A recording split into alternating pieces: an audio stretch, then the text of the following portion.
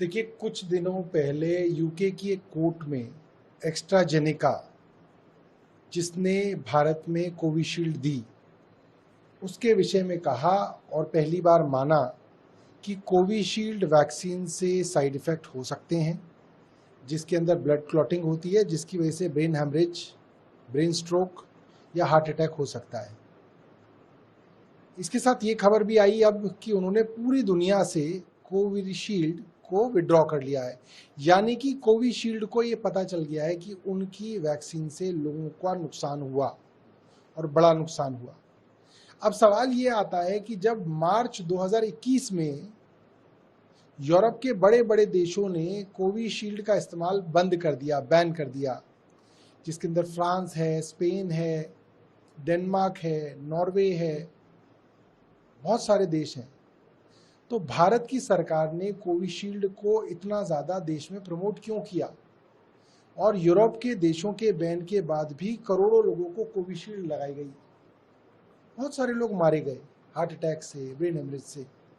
क्या भारत की सरकार उन लोगों को कंपनसेशन देगी?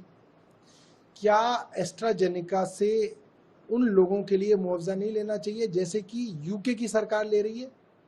ये हमारा सवाल केंद्र से है कि बाबरी का ताला जो है कांग्रेस जो है राम मंदिर पे ना लगा सके और धारा 370 जो हमने हटाई थी उसको वापस ना कर पाए। देखिए, प्रधानमंत्री और भारतीय जनता पार्टी अपने 400 पार के नारे में खुद फंस गई।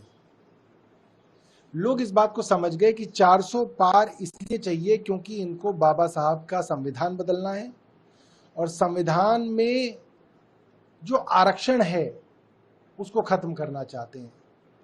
अब देश को बेवकूफ बनाने की कोशिश हो रही है। क्यों? बाबरी मस्जिद की जगह जो मंदिर बना है वो किसी पार्लियामेंट के एक्ट से नहीं बना है, ना ही किसी राजनीतिक दल ने बनाया है, वो सुप्रीम कोर्ट के फैसले के बाद मंदिर बना है। तो आप किसको बेवकूफ बना रहे हैं? दूसरी बात, जो धारा 370 का मामला है उस पर भी सुप्रीम कोर्ट की मोहर लग चुकी है, उसको अब कैसे बदला जा सकता है? ये सिर्फ और सिर्फ जनता को गुमराह करने की कोशिश है, क्योंकि भारतीय जनता पार्टी 400 पार के नारे में फंस गई। सर, इसके अलावा जून की है और ये जो इलेक्शन है वो संतुष्टिकरण और तुष्टिकरण की राजनीति के बीच में। देखिए, एक समय था जब भारतीय जनता पार्टी कहती थी कि हम अकेले लड़ेंगे और सब हमारे खिलाफ लड़ रहे हैं। फिर ये आया कि इन्होंने अपने पुराने एनडीए के दलों को, जिनको पहले इन्होंने इग्नोर किया, नज़रअंदाज किया, वो इनके यहाँ से छोड़ के चले गए, उनकी मिन्नतें करके धीरे धीरे उनको मनाया। चाहे वो नीतीश कुमार हों, चाहे वो चंद्रबाबू नायडू हों, चाहे वो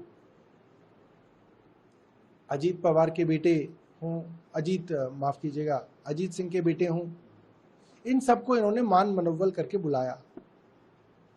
मगर इसके बावजूद एनडीए की टैली गिर रही है। 3 फेजेस के चुनाव में ये बात साफ है कि भारतीय जनता पार्टी की सीट्स गिर रहे हैं और भारतीय जनता पार्टी मना रही है कि किसी वजह से इंडिया अलायंस टूटे, मगर ये होगा नहीं। इसके अलावा उन्होंने ये काम कर रही है और कांग्रेस ने 26/11 को लेकर भी पाकिस्तान को क्लीन चिट दी। जब जब भारतीय जनता पार्टी हारती है तब तब इस तरीके का रोना शुरू करती है। कुछ दिनों पहले बोला कि विदेशी ताकतें इनको हराना चाहती हैं। अरे भाई, आप तो विश्व गुरु बन गए थे, आपका डंका तो पूरे विश्व में, आप तो 2 देशों की आपने तो जो है वॉर रुकवा दी। आपके खिलाफ कौन सी विदेशी ताकतें हैं? आप उनका नाम बताइए। और आप तो कहते हैं कि आप सबको मुंह तोड़ जवाब देते हैं, तो विदेशी ताकतें कैसा काम कर रही हैं? आप 10 साल में क्या कर सके, आप ये बताइए। पाकिस्तान और बांग्लादेश के नाम पे लोग कब तक वोट देंगे आपको? साल स्मृति केंद्रीय मंत्री रही, फुल गवर्नमेंट, फुल मेजॉरिटी की गवर्नमेंट, इसके बावजूद एक काम स्मृति ईरानी जी के पास नहीं है जो वो कह सकें कि उन्होंने 10 साल मंत्री रहते हुए किया हो। एक उपलब्धि नहीं है उनके पास। इसलिए खबरों में बने रहने के लिए अब वो इस तरीके ढूंढ रही हैं। ये उनकी हताशा दिखाता है। हरियाणा से जो खबरें आ रही हैं वो भारतीय जनता पार्टी के लिए बुरी खबर है। हरियाणा, महाराष्ट्र, कर्नाटका, दिल्ली, पंजाब, ये ऐसे राज्य हैं जहां पे भारतीय जनता पार्टी को बड़ा नुकसान हो रहा है। और मुझे यकीन है कि इंडिपेंडेंट एमएलएज को ये बात दिख रही है कि आने वाले 3-4 महीने के अंदर हरियाणा के अंदर असेंबली इलेक्शन है, तो वे डूबते हुए जहाज से निकल